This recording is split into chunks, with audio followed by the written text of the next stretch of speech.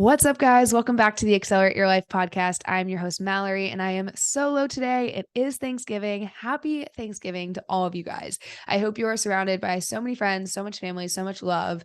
And I was actually going to skip the podcast this week because, of course, it is a holiday, but I figured this was such a perfect reason to do an episode about what I'm grateful for, what I'm thankful for. So, yes, we are going to be very cliche and cheesy and do an episode on just that. But I do want to have a little bit of a twist to it. And that being that, I want to also highlight how this list and the things I'm grateful for in my life today have really changed and evolved from what this list may have looked like a couple years ago, 5 years ago, 10 years ago, just in a younger version of me.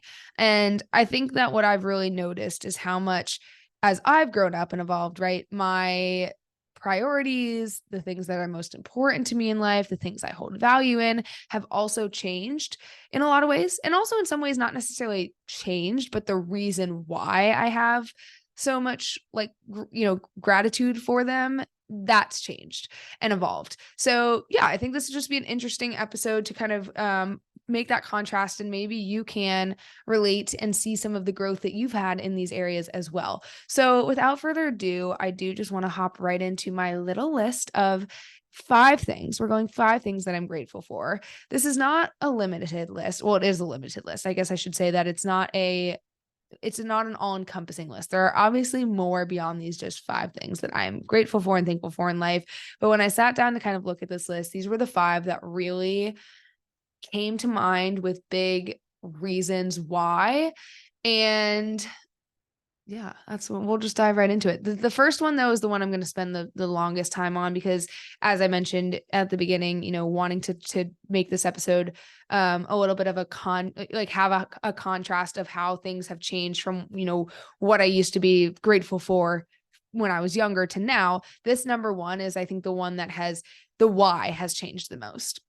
And the number one is friends that are family. I am so thankful for friends that are family because I think, and to start with like the contrast of how this has evolved as I've gotten older is years ago, I think I would have been more focused on the number of friends I had, right? I would have been so thankful that I have all these people in my life. I'm so popular. People like me. I have, just being able to wear that badge of I have so many friends, which funny enough, I really didn't. That was something I was always kind of self-conscious about. And I wonder why. I think because like when we're younger, right, our values in just not the right exact places. But over time, it's really become much more of who these people are that I'm spending time with and what I can bring to them and what they bring to me and how we add to each other's lives versus just friendships out of convenience or friendships out of location or, a lot of the things that friendships are born out of when we're in high school, when we're in college. And I don't think there's anything wrong with that. I think there's a time and a place in a season of life, but as you get older, really honing in on these relationships, these friendships, and what they bring to the table and which is what they are to you. And that's really changed for me in the past year. And with even just moving to a new city in the last few months, honestly, the big reason I moved here is because I had a feeling this friends that are family was going to be here. I just had this pull and I was right. And I've really found friends that are family. And I think the biggest things that I'm so, so grateful for with that there's 2 main things that come to mind that I think come with this. And number one is just the introspective conversations that my friend group has with each other and the way that it's just so much more than surface level. I mean, it's so much more than surface level. That statement doesn't even do it justice, but it's truly like family to where we challenge each other. We can get, upset with each other, but we always know we're going to have that love to come back. We support each other. We, just the things that family do. Like family has its challenges, right? But knowing that you almost have that, like that unconditional love, which for me is something I have recently really realized is kind of my trauma is a strong word, but I think what I am most insecure about or feel almost like I am not able to receive I think this kind of comes from, not to get too far down the rabbit hole here, but I think this comes from when I was younger, just having friends that I was always like, I had to reach out, right? I had to plan things. I had to ask them to hang out. I was sometimes left out of being invited to things, and just feeling like no friends ever wanted to just like, love me for me and we're always going to be there. And for the first time, I really feel like I have those friends that are family that I know no matter what I do, I'm not going to lose them and they love me. And anyway, I kind of got off topic there of like the introspective conversations, again, being able to talk about deep things, being able to have more of a friendship than just being out of convenience, or, hey, it's just fun to go out and get drunk with these people. Like it's so much deeper with the people I found here. And for that, I'm so grateful for. And the second aspect is the inclusivity that's come with these friends. Again, like I think I've realized, that I have some trauma from being left out of a lot of things when I was younger and not invited to things, and just feeling like, what is wrong with me? Why am I the friend that just doesn't seem to get the invitation or whatever? And that's just not been an issue at all here. And I was even talking with some of my friends here the other day about just how kind of crazy it is that you never hear anyone, there's like 30 of us too, I will say, you never hear anyone say a negative thing about anyone, which is wild for not even just our age group. Cause I even hear like, people in their 50s, 60s, 70s shit talking their friends. And it's like kind of honestly the normal. And so realizing like, wow, this is the most supportive group of people I've ever been around. No one talks badly about each other. Everybody supports each other. It should be the norm, but it's not. And it's been wild. And so, yeah, I think the number one thing that I'm grateful for is friends that are family this year. And this list is not in order per se of the most important. All of these are very important, but that one's been something that I like is just like beaming from my heart, and I'm so happy about. The second thing that I'm grateful for this year, I would say, is my current relationship with health, fitness, nutrition, food. Obviously, if you guys are listening to this podcast, you're probably pretty familiar with what I do for a living, being a health and fitness coach, have a health and fitness coaching company. You're probably pretty familiar with my own journey with health and fitness and the fact that I came from a very disordered relationship with food, disordered relationship with my body image. I've been through phases of being very restrictive. I've been through phases of being, more inclusive and healthy, quote unquote, but definitely like very rigid, I guess, and strict. And so I'm in a season of my life right now where I don't track my food. I train because it makes me happy and feel good, but I'm not sitting here trying to hit PRs. I'm not even really going through phases of trying to change my body at all.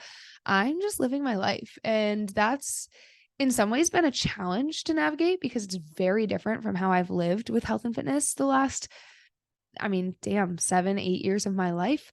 But I have really found a lot of peace in it, and a lot of peace with trusting myself to listen to my body, trusting myself to do what's best for my, mental health around fitness, what's best for my physical health.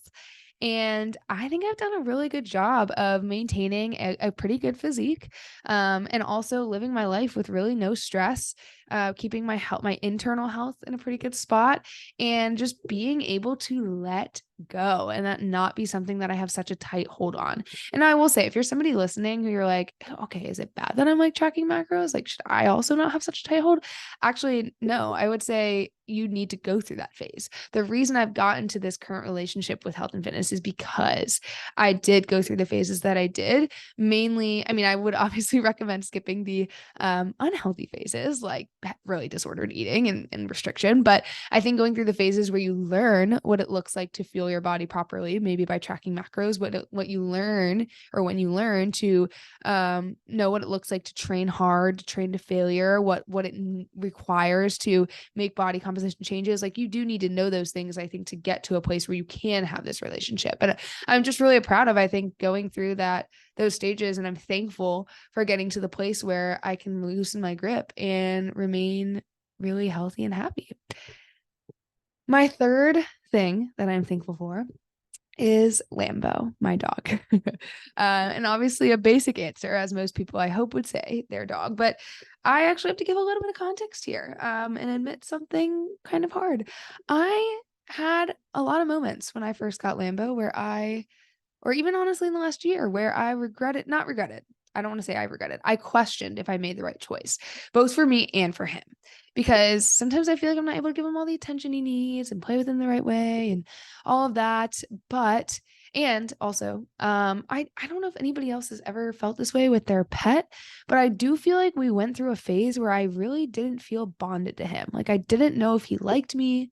I didn't know if I honestly like loved him. That sounds horrible. I hope people don't hold this against me. But I feel like it was a little touch and go there for a little bit. But I went through a really tough breakup right when I got him. I then also went through a big move across the country, and he has been the one constant that has been here through everything. And I feel like in the recent months, we have like really developed this bond. And I know he loves me. He annoys the crap out of me. I'm sure I annoy the crap out of him, but I know he loves me and I love him so much. Like the other night, I got home from hanging out with my friends. We went to a show and all I wanted was to hang out with him. And unfortunately, he was at doggy daycare and I couldn't. And I was so sad. And that's when I knew I was like, I love him. And like he has gotten me through so much. He's been a friend, a best friend through every moment. You know, the thing about pets is when you do something wrong, when you do something bad, when you're down, when you're whatever, like you want to talk about unconditional love, like that's what they give you. So I'm just so thankful that I've had him through some really tough transitional periods and also the great times too. And like I don't think I would be okay fully alone right now, like living in an apartment by myself. I don't think I'd be okay if I didn't have him. So I'm so thankful for Lambo. The fourth thing, some of you guys are going to laugh at this one. But the fourth thing that I'm really thankful for this year is pickleball. Let me explain. Okay. So I found pickleball. I played it for the first time in the summer, but I recently rediscovered it and really got into it within the last, notifications, within the last 6 weeks. And I am obsessed. And it is going to become it's one of those things that's absolutely going to stay with me. You know, I think some people get into stuff like that and they're like, okay, I'll play it for a little bit, they'll play it for a couple weeks and then you fall off. No, I can tell this is like my new strength training. Like when I found strength training 5 years ago, 6 years ago, and became obsessed and wanted to go to the gym every day and get better and see all the change. Like I'm honestly just realizing this as I'm saying it out loud here right now for the first time, but I think pickleball is going to be the new strength training for me. Catch me with a pickleball coaching business in a couple years. I'm just kidding on that one. But this is the first thing that I've been new at since strength training, like 6 years ago, like a skill that I've been new at that I am not, great at right off the bat. I have to put in the time. I got to put in the 10,000 reps, the 10,000 hits, the whatever to get 10,000 hours to get better. And I'm becoming obsessed with the journey of getting better at something again. And it's also just been such a great way to meet people, to push myself out of my comfort zone because you show up at the courts. I go alone every day and just throw in my racket and play with some strangers. And it challenges you to get better because you're playing with people who are better than you, some that aren't better than you. Like it's all different levels. You're meeting people. And it has just been so fun, so frustrating in the best ways possible. And I'm just really thankful for something that's pushing me to just get better again at something. Cause I think I've been pretty like coasting and complacent for a couple years and I'm ready for that challenge. And I just can't wait to see kind of where I am with it in a little bit because it is so fun. So I'm so grateful I found it. All right. Last thing that I am thankful for. Obviously, my family had to make this list, but I'm going to add a little bit of detail here to make it not so cliche and kind of also round out the episode with how we started it. Whereas how the things that you maybe are thankful for evolve over time as you get older, as you mature, as whatever the worth that things have changed to you. I think that the reason that I'm grateful for my family now is because of the way I see the relationship that I have with each of them evolving as we're getting older. So what I mean by that is I think like as you grow up, your family's your family. You're always going to love them. You're always going to be thankful for them, but you're kind of thankful for them because like, oh, they're my parents. Like They do things for me. They get things for me. They pay for things for me. I mean, let's be honest. Or I'm thankful for my brother because like he's my brother. I'm supposed to be. I love him because I'm supposed to. Like, and all of that's true. Like we genuinely do love them and are thankful for them, right? But like as we're getting older and as you get older, just with anyone, I think age kind of just becomes but a number, and you realize, okay, like this is everyone's first time doing this part of life. And or they have a lot of maybe they have experience that you don't have before. And I think this is the first, like I'm getting to that point where I'm starting to see my parents as just humans too. Humans who this was their first time being parents. This is their first time being in their 40s, 50s, 60s. This is their first time being a parent to a 27-year-old. Like, and we kind of forgive. I mean, not that they did anything wrong. I mean, I had the best parents in the world, but you kind of like look back and you're like, oh, like, they were just doing their damn best. And honestly, like, look how freaking great of a job they did with this being their first time being parents, and also too. So I think there's that aspect of just like realizing like, oh, your parents are just human too. And it kind of opens a new relationship that you can have with them. But also at the same time, like, just like they're humans too, they're also evolving. And I think I made I'm going to use a really specific example here.